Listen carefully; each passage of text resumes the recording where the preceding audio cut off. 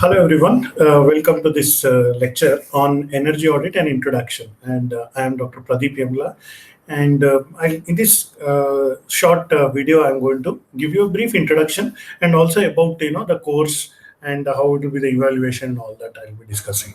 So without further ado, let's get started with this. And thanks for registering this course. And this is also available on YouTube, as you know. So even if you did not register for the course, you can just follow the playlist and you can get some idea of energy auditing.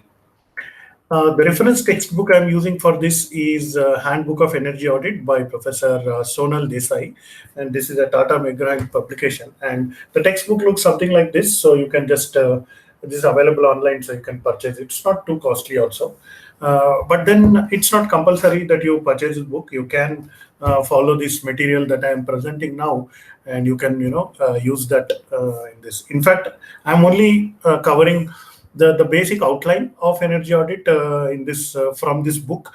Most of the book goes into too much detail, but for a one credit course, I don't think that much detail is not needed for you.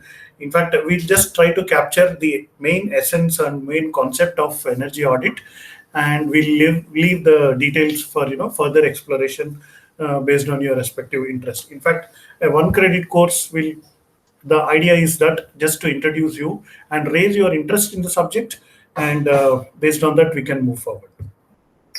Now, what is the objective of this course? And the objective of this course is to make you capable of performing energy audit on a given resource and prepare a report. So there are two things in it. One is actually performing the energy audit, and the second one is actually preparing a report. So what do I mean by resource? So in fact, I have a complete slide on that in future. But a resource, generally, it may be your own home or a small factory or a small office, or in fact a big office, or in fact the entire locality or area or a city. So any resource which consumes energy and which produces energy can be audited for energy. In fact, this word audit also comes from financial background, like financial auditing, the accountings and all these things. In fact, the main essence or theme of this auditing means, taking measurement, what is input, what is output, and all that. So if you want to learn energy auditing, in general, if you learn financial auditing, also it helps you. So one lecture in this, I also want to talk about financial auditing also.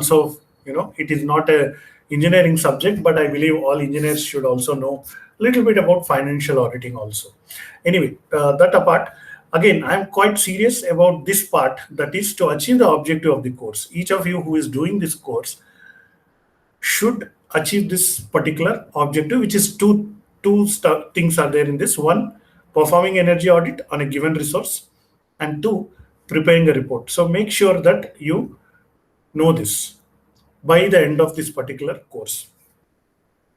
Now, this may make it feel a little bit difficult, but it is not difficult as long as you capture the main essence of doing energy audit, and you can demonstrate that by performing your own energy audit. Whoever is registered this course, individually you will be doing your own energy audits and your own reports, and that's it. So to make it even more clear, I would like to propose this kind of course evaluation. 50% there is going to be an exam, and 50% is going to be an audit report. That means half of the course will be evaluated based on exam, and exam will have subjective questions. That means the questions will be something like, I describe the situation, or I'll describe the event in the newspaper, or something like that, and then I'll ask for your analysis, your concepts, or your understanding from the perspective of energy auditing on this. So similarly, the energy audit report also, again, we will about this, don't worry, we'll make a separate video about what you have to do. But today in this lecture, we are just worry about understanding, getting the introduction of energy audit. Coming to the second one, that is energy audit report, I'm going to give you a template, and according to that template, you have to fill up. And also these things are not time bound. So for example, if I say exam, It is not like because now that we are in a online mode of teaching, so I don't want to restrict the time and all these things. So I'll give you the exam link. It is going to be a Google form, and you will get at least 2 3 days time, and necessary resources, links, everything I'll give you. You can explore those links. You can discuss among yourself in the class. So you can and then based on that you can answer the question. See, don't excuse me, don't try to take advantage of this. Uh, take make utilize this opportunity. You discuss with your friends, and how you answer these questions and all these things, but then don't copy. Okay, so ultimately you will be the one who will be losing. And similarly, each of you will be doing energy audit of a particular area or a thing that you select, and you'll be doing a report. Excuse me.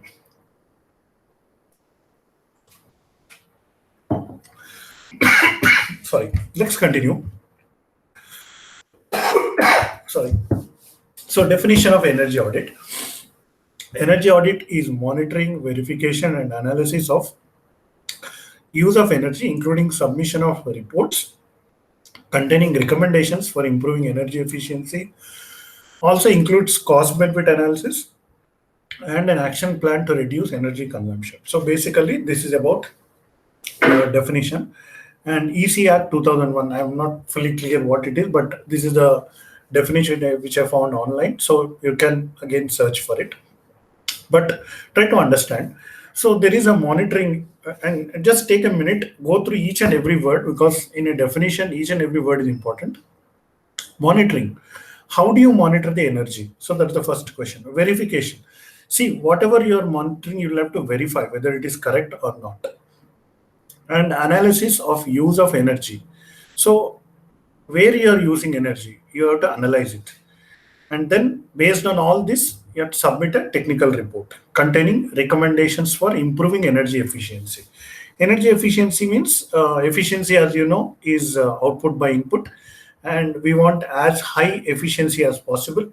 So that means as low losses are as possible. So you want to reduce the losses. So towards that, you would be doing recommendations. And sometimes you have to do cost benefit analysis. What is this cost benefit analysis? If you incur some cost, then you will get some benefit. So, for example, if you replace the fluorescent, like the regular incandescent lamps with fluorescent or CFL lamps, then you have to purchase a new lamp. But then the benefit also you will get it. So, cost is there, benefit is there. Eventually, cost benefit analysis will tell whether cost is more or benefit is more. If the benefit is more, then we need to go for that project. Okay. And an action plan to reduce energy consumption. So all these things. So again, let the definition sink in. You can pause the video and have a look at it once again. Next. Now, energy audit can be done for all of this. In fact, this list I again found from this book. So you can do energy audit for a boiler. So boiler is, I'll just go one by one in each on this list. So boiler is something, which burns some fuel like coal and then produces steam. Okay, so how much coal is burned, how much oil is used, how much temperature, and what is the final output, what is the wastage, and all that. Similar furnace. Again, furnace is also something which burns the fuel. A power plant, as you know, power plant takes input energy as mechanical and output energy will be electrical. Steam distribution system, compressed air, HVAC, heating, ventilation, and air conditioning system. HVAC performs one of the major, forms one of the major demands in the consumption of energy in a building. So heating, ventilation, and air conditioning system. In fact, 20 to 40% of energy goes to HVAC system.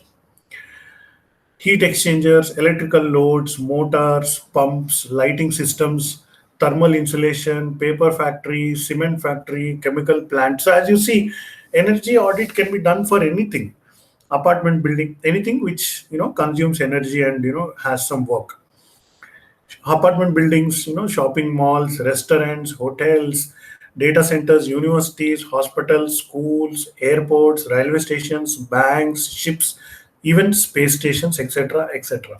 So, in the context of energy audit, you can do all of this. You can study all of this.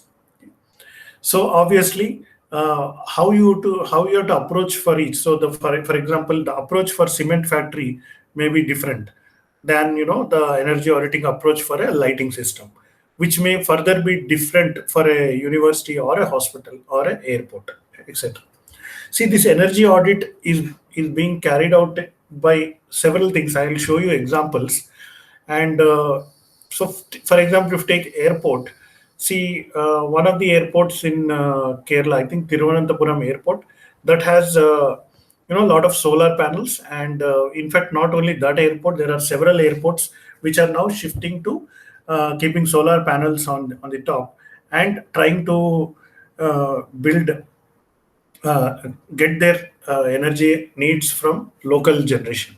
So for that, energy audit is again very much useful. Similarly, railway stations.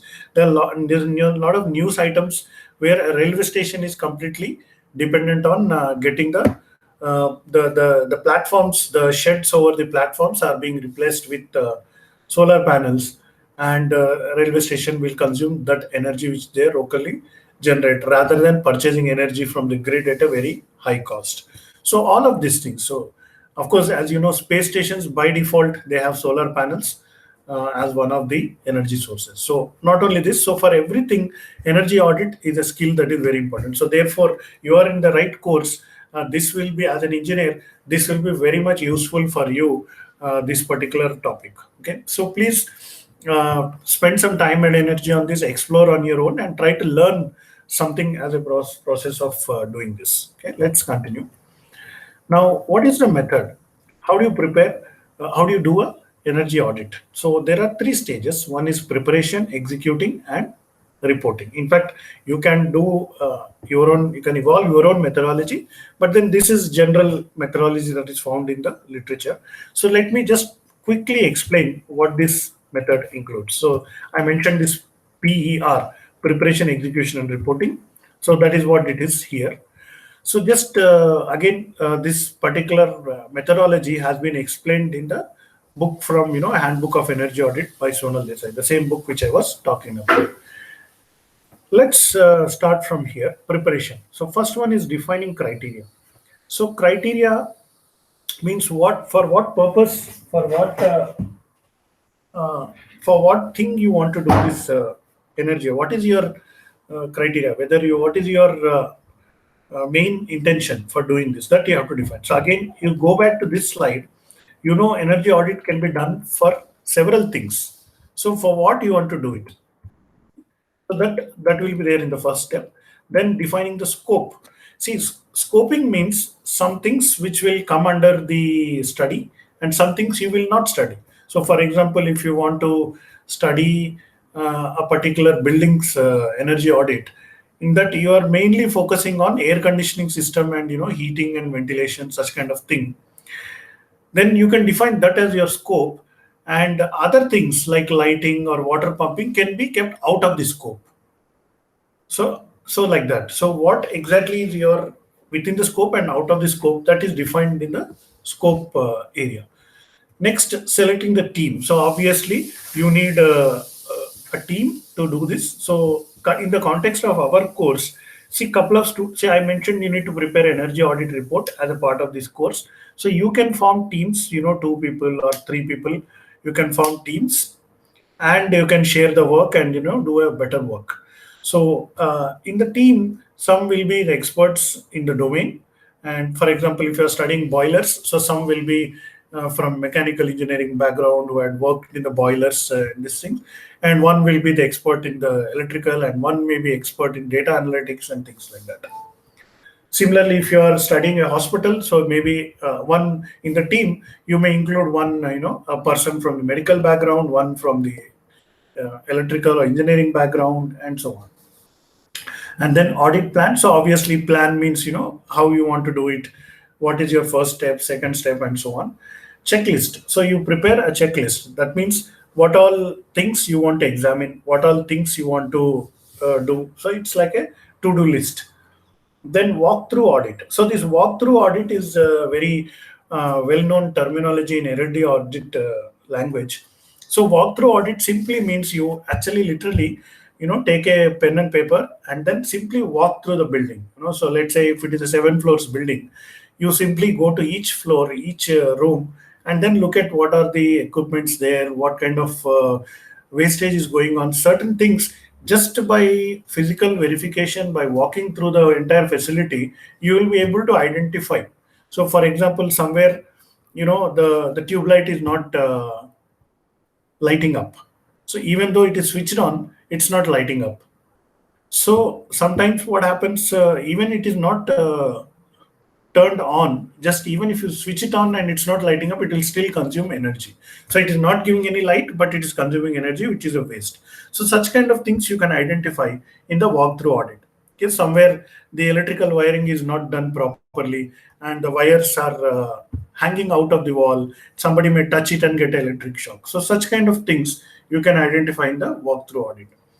Similarly, some places there is a leakage in the pipe or things like that. Okay, so I hope you got the idea. Next is collection of energy bills. So here, any facility you want to do energy audit, the first thing you can ask for is the monthly bills which happened, over past 1 year or 2 years or whatever. So by just analyzing the bills, you can identify a lot of things. And then preliminary analysis. So preliminary analysis, something like, the basic calculations. What is the total input? What is the total consumption?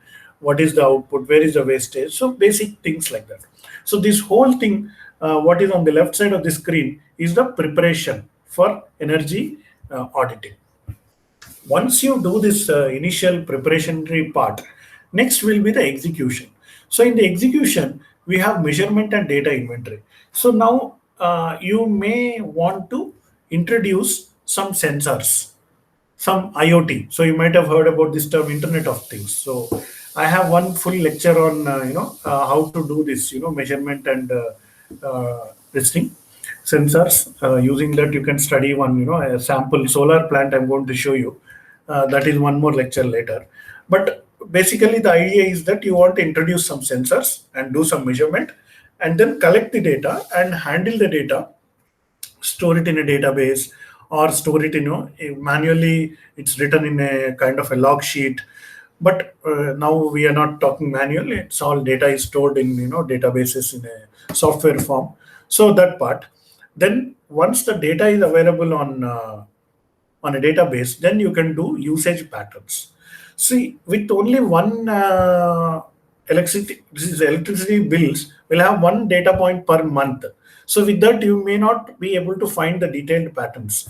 But by measuring the power consumption every 5 minutes, you may get the power consumption pattern by plotting it. So for that, this is the thing. And then benchmarking. So what is benchmarking? Benchmarking is where we are right now. So for example, what is the daily energy consumption? So that becomes a benchmark. And then what you want it to be. So for example, if your daily energy consumption is 320 units, now you want to reduce it to 250 units. That means 70 units you want to reduce. So the benchmark is 320 and the target is 250. So you want to reduce wastage and go to that. So for that, we need benchmarking.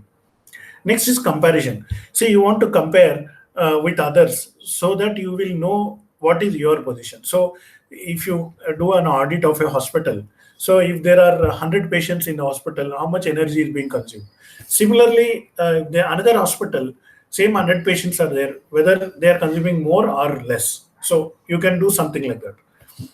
So that is, so the comparison can be done, but then as you might be knowing the famous this thing, you should not compare apples with oranges, but then you can always compare apples with apples in that sense. So you can say per patient what is the consumption of energy in the hospital, or per student what is the consumption of energy in the university. So all these things. So whether a larger consumption is good or lesser consumption is good is again matter of discussion. See, for example, if a university says we are spending 500 kilowatt hour per year per student, whereas the other university says so we are spending 800 kilowatt hour per student per year, which means the second university may have more facilities, more resources, or which may also mean that the second university may be wasting more energy. So just by that number, we can't see the comparison.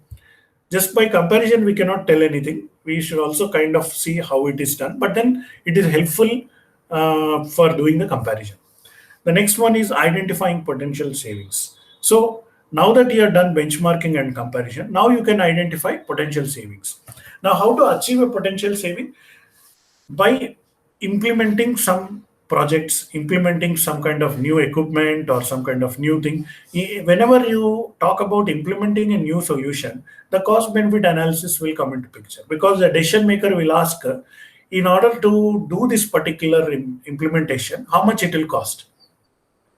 And if it costs 10,000 rupees and the benefit is only 100 rupees, then it doesn't mean anything to do that. So once the cost benefit analysis is done and it proves that yes, it's good for doing that, then we can go ahead. So in fact, in this course, I will make one more video on cost benefit analysis of going to solar PV system, so that you can use as a reference. So this whole thing comes under the execution part. So energy audit, if you do it only preparatory work, okay, that is fine. But doing execution work is a little bit more, measurement, data inventory, collecting more information, and then doing usage patterns and all is a little bit more. Next, audit report. See, the reporting is also very important. If you have done 1 and 2, and if you don't do the reporting, it is something like you studied well for the exam, but you did not submit your answer sheet. So you did not come for the exam, you did not write the exam, you did not submit the answer sheet. So it doesn't matter how much knowledge you gain, unless you write your answers in answer sheet and it's evaluated, you will not get the grade. Of course, that is also fine. Some people say, okay, I know I gained knowledge, so I don't want to write the exam. That is very fine.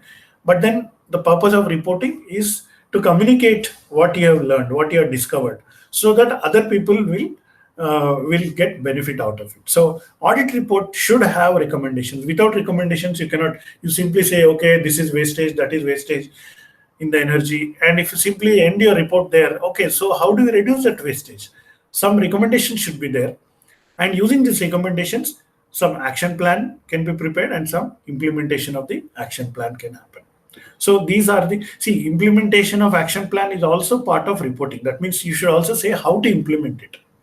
And for implementation, it may take 6 months, it may take 3 months, or it may take 1 year. So, but then you need to give a plan how to implement it, so that the decision makers will be able to do that. See, I have taken a little bit time to go through the steps of reporting, execution, and preparation of the energy audit methodology. So you also kind of try to get the sense of all of this. And if you have any questions, feel free to use the comment box to ask your question, and I'll try to answer them about these steps. Okay, so let's continue.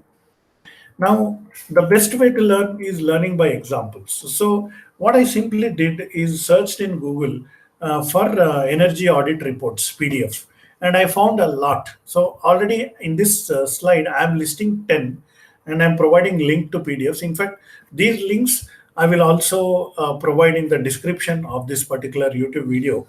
So once it is done, you can visit these links and download the PDFs, and you can see. One of the first times I was introduced to this concept of energy audit is from the IIT Bombay campus. So at the time I was student in IIT Bombay, and in that the energy science department, the entire batch of students, they come together and they did the energy audit of the entire campus. So all the hostels, all the department buildings, and everything in the campus, and a beautiful report there. And it's quite old at the time. Similarly, IIT Kanpur has a energy audit report. Eros City Square. So this looks like a shopping mall in Gurgaon near Delhi.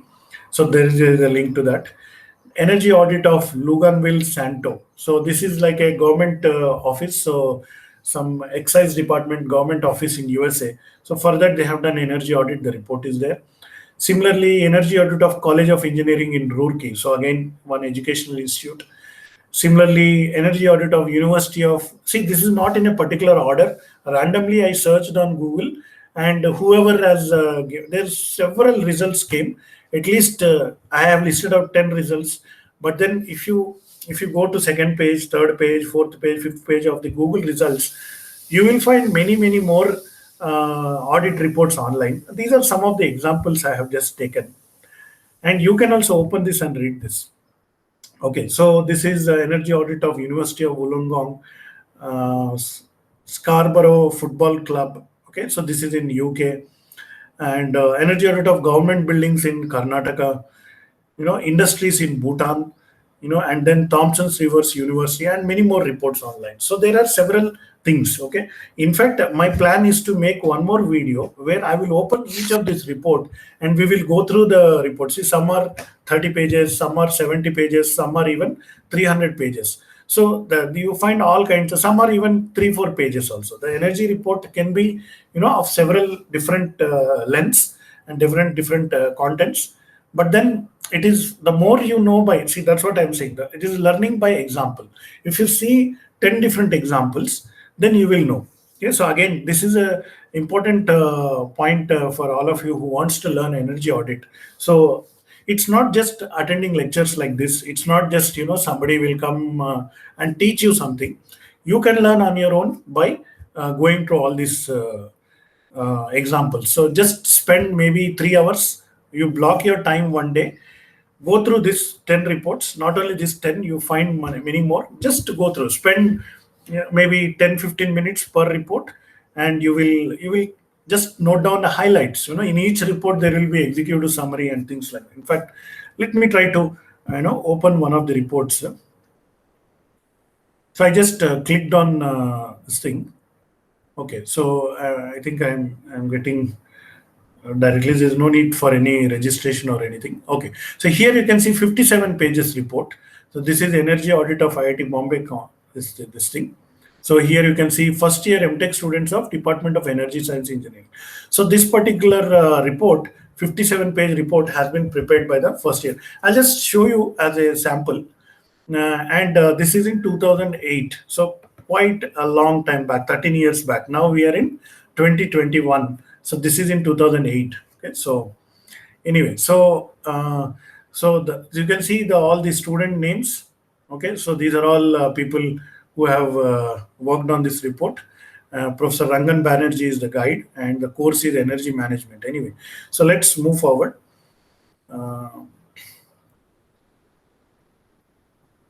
So you can see, you can just read this thing, table of contents. So I'm just for your benefit, I'm just scrolling down slowly, so you can pause it and then have a look at it. So list of figures.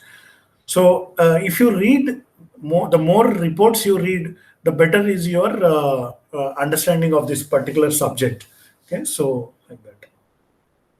Okay, so energy audit objective. The energy audit assumes significance due to the fact that IIT Bombay electricity bill had crossed rupees 10 crores during 2007. Okay, so in 1 year, their bill is 10 crores.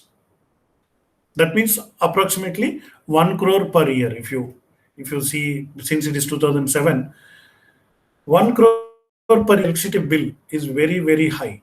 Okay? And it was, of course, the institute is also one of the top institutes in India, and it was aimed at obtaining a detailed idea about the various end-use energy consumption activities, identifying, enumerating, evaluating, and possible energy saving opportunities. See, if you see this particular, definition, if I go back to my slide, see, monitoring, verification, analysis, submission of technical report containing recommendation for it. So it's more or less similar. The objective of this particular report looks similar. Okay, so here it is. The target is to achieve savings in electrical energy consumption to the extent of 20%. See, even if you achieve 2% saving, what is 2% of 10 crores? Okay, so it is quite high. And 20% of 10 crores is actually 2 crores. This is very high. And if you see the first, this is the batch of MTech students. So probably there are less than 20 students, right? Where is it? So here you can see the list of students. So probably there are about 20, 25 students.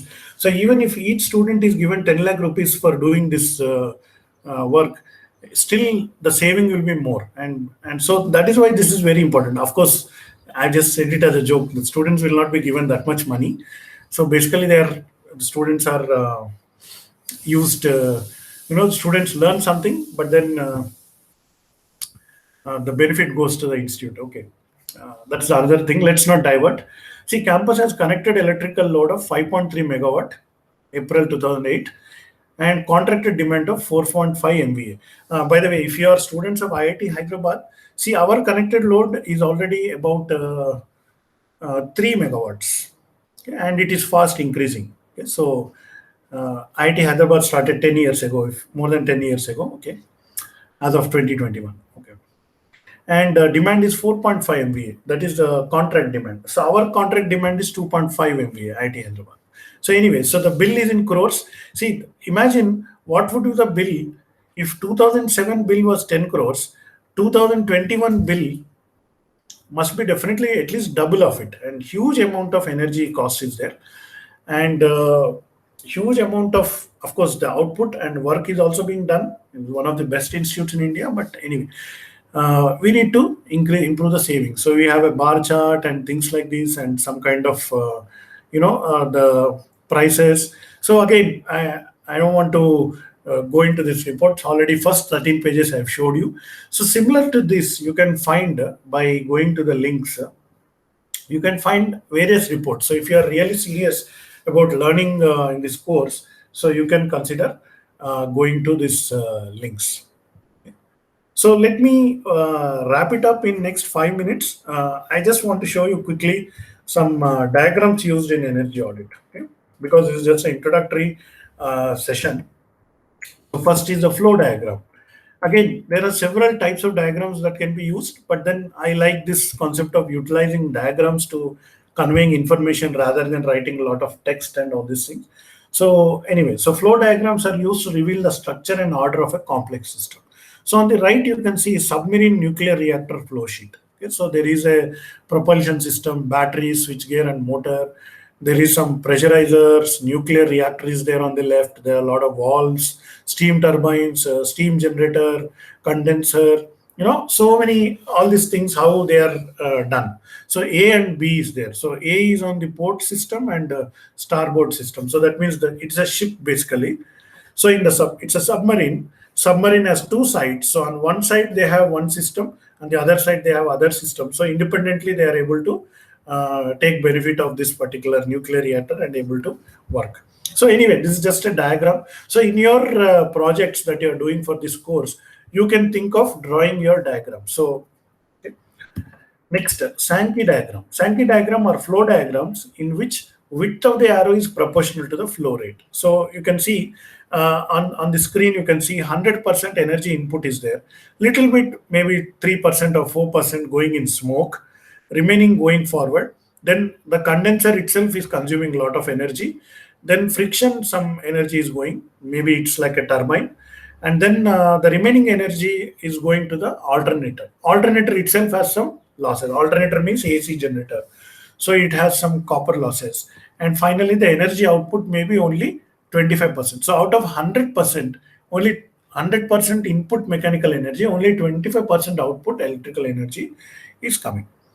Meanwhile, some of the electrical energy is utilized, back to run the pump and all these things. So these are all, it gives a nice pictorial form of a energy. Again, do a Google search. I did like that. I did a Google search of Sankey diagrams, and then I found a lot of diagrams. One of the example diagrams, simpler ones, I just reproduced here. Another thing is inventory diagram. Okay, so inventory or stock refers to the goods and materials that a business holds for ultimate goal of resale, production, or utilization. Okay, so inventory is nothing but stock. See, in other words, simply in simple terms, let's say in your sugar, and every time you use sugar, the quantity reduces. So that is what is represented. X-axis is time, and the y-axis is the quantity. So a point, maybe the point A represents, at time t equal to 0, some 1 kg sugar you have. So as you keep on using, the sugar quantity reduces, going downward sloping line. Now, at point B, you define a trigger point. So maybe on that sugar jar, you put one line, maybe at 60% or 50%. And whenever sugar reduces, then that you place online order for a 1 kg sugar. Okay. And it will take at least 3-4 days for the online order to be delivered. So by the time you continue going down, down, down, and finally there is a safety stock. Until the time you touch that safety stock, again you can replenish. So again, you from C you go up and then you go down. So like this, the stock of different items keeps changing. Okay? So if you take a daily measurement, how much of the sugar you are consuming, and then at what stage it is there, so that suddenly in one day you finally run out of sugar, then you have to go to your neighbor, and borrow some sugar. Is to avoid that, you can do this kind of thing. Okay, although I have taken example of sugar, but the same example can be done for some kind of coal supply in a thermal plant, or a supply of some kind of paint in a painting shop. So all these materials we have to keep stock, so that if it reaches certain level, you have to place order and all these things. So if it is done properly, this inventory diagram can be helpful. Mind maps. So how many of you use mind map? How many of you know how to create a mind map? Mind map, very important tool, is a diagram used to you visually organize information. A mind map is hierarchical and shows relationship among pieces of the whole. Okay, so again, you can see the link below. At this link, I found this image. Okay, so energy saving climate change tips for your school. So this is a mind map. In fact, see, when you are doing a project work for this particular course, you are doing energy auditing, you can suggest your final output, you can present in the form of a mind map. Okay, so this is one example. Energy saving, climate change tips. So first, let us look at transport. In the transport, they are saying walk. Another one is ride a bike. And the other one is take a bus to the school. So instead of using a car to go to school or this thing, you either walk or take a public transport and all. That way, you can do climate change. You can avoid the adverse effects of climate change. I'm sorry if the image is not clear. I'll just I just given the idea for you to know what is a mind map. And if you go to YouTube and search, how to create mind map, you will find, several videos explaining you how to do that. Okay. Let's look at one more, water heating. Okay, so consider going solar for water heating system. So there is solar water heating. See, this reminds me, I don't know, some of you might not have visited our IIT Hyderabad campus because of the, the current online situation. But we have solar water heaters on top of all the student hostels. So the hot water for your bathing comes from the solar water heating. So water heaters are there. We have hot water, but then we don't have all the students on campus as of now. So looking forward for meeting you in our campus. But till then, we do this online. Okay, so one more, office equipment. Choose equipment, look for a good star. See, the star rating. If you in your own house, go to your refrigerator, there will be a sticker on the refrigerator. Is it 3-star, 4-star, or 5-star? So the more stars are there, the more energy efficient your equipment is. So like that. Anyway, so let's continue. This is the idea of a mind map. Again, irrespective of this course, irrespective of your this thing, try to learn. Everybody has to learn how to create mind maps, so that is a very important tool for you to learn. Another thing is word cloud. Okay, so you can prepare word cloud, and this is again one I found online. This particular image, a word cloud identifies the related words to a particular concept. So energy audit is a concept. Analysis, yes, it is important. Carbon footprint, yes, you have to reduce. Heating is a part of it. Energy consumption is a part of it. Energy saving, energy conservation, power, energy flow, blower door. So many words related to that particular field, you can present it in the form of a word cloud. And the bigger the font size, the more important the topic is. So this is another way of showing your information. This is another way. This is actually not taken from internet. This is from our own research work that we are doing at IIT Hyderabad. So there is an academic office building. It is a 7 floors building, and we have taken 100 days of energy consumption. So we measured the different part of the building, what is the energy consumption. Okay, so for example, in the 100 days, the seventh floor east wing consumes 17,334 kilowatt hours of energy. So, and obviously, if you divide by 100, you will get the daily energy consumption. Okay. Whereas the sixth floor consumes very less amount of energy, whereas the fifth floor again consumes 30,000. See, the more darker it is, the more larger is the energy consumption. So you can use a heat map to visualize which are the highly energy intensive areas. So again, if you look at data center, the data center is located in the ground floor, but it is shown separately here. It alone consumes 1,24,329 kilowatt of energy in 100 days. So huge. There are racks and racks of servers and air conditioning system because the data center needs cooling. So the data center servers of IIT Hyderabad consuming this much of power. Now the data center and heating, ventilation, air conditioning together itself consumes about 40% of the total energy consumption in this particular 7 floors building. Okay. So when you visit our campus, definitely you can have a look at this building, and I'll be glad to show you this consumption. Another example is line chart. See, I'm just showing brief diagrams, showing the impact. Okay, so we have a 1 megawatt solar panel, and see, early morning, since the sunrise is not happened, the output is 0 kilowatts. But at 6 a.m., after 6 a.m., slowly the sun is rising and the solar power increased. It reached up to 860 kilowatts at 11:25 a.m. So by the time it was 11:25, energy output reached to 860. But suddenly there were clouds and there was rain. Because of clouds and rain, immediately the power output reduced, almost reached to zero, that is 72 kilowatt by 12:05 p.m. So within the span of 40 minutes, the output fell from 860 kilowatt to 72 kilowatt. Huge fall in the energy output. See, in the afternoon, solar plant is supposed to generate the maximum power, but it is not because of the rain. So after some time, the rain reduced, the clouds went away. Then again, sun shines, and again the energy output increased to more than 750. But again, there was one more rain in the afternoon. Again, it reduced, and so on. So like this, you can study the impact of monsoon rain on output of PV plant. We can show it like this. Okay, so this is one example of again energy audit. This is one more example. This plot has been given to me by one of our students. We monitored one washing machine in our hostel. In the hostel building, a washing machine. So on the x-axis, it about 2 hours of time. So I'm sorry, the the axes are not labeled properly, but then x-axis is time and y-axis is the power. So about 130 watts of power is taken for the first round of washing, then rinsing, very low power, then spinning. So spinning, you see, it will be going up and down. So it will spin in one direction, then the washing machine goes other direction, again another direction, and so on. So first washing, rinsing, spinning, again water filling, again washing, again spinning.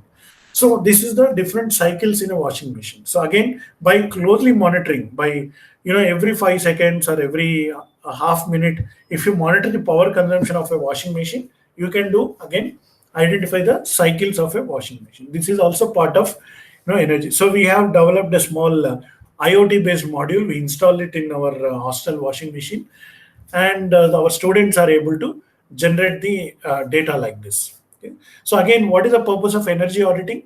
I measure things, identify where wastage is going on, and then finally we can use that. This is one more example. See, this is the example where you can do some energy saving. So again, for the benefit. So this is in one more campus we have done this study. This is not in IIT Hyderabad campus. First, let me explain this plot. Okay. On the x-axis, the date is 16th February 2021, just recent, 16th February 2021. X-axis is from morning, like midnight 0 hours to 23:54. That means entire 24 hours, entire day of 16th February, 24 hours is on the x-axis. On the right side y-axis, the tariff is given. Okay. So if you see 6 rupees, see from morning to morning 6 a.m. So midnight to morning 6 a.m. the tariff is 6 rupees. Then tariff jumps to this 8 rupees. Up to 10 a.m. the tariff is 8 rupees. Then again it goes down to 7 rupees up to 6 p.m. Again in the evening peak, 6 p.m. to 10 p.m. tariff is 8 rupees. Again it reduced to 6 rupees. So this is the time of the day tariff because this is the data of a university. It consumes power at a high tension 11 kV level. So they have a time of the day tariff. Now when the tariff is 8 rupees, your consumption should be less. And when the tariff is only 6 rupees, your consumption should be more. But you see opposite pattern. See, there is a blue line. This is actual consumption close to 150 kilowatt. The consumption increasing when the price is more and the consumption decreasing when the price is less. Okay, so that is not good practice. So we have proposed out of 150, at least you shift. See, 250 units are shifted from 8 rupees to 6 rupees, then they save 500 rupees per day so that they can save 1,82,000 rupees per year. So, like this, by analyzing the load curve of the consumption, you can propose. So, again, this is going little bit into technical detail, but then if you plot the time versus power consumption and you can identify what time the tariff is more and you can suggest how to shift it to lesser time. So, this is one more study. See, again, I'll go back to this.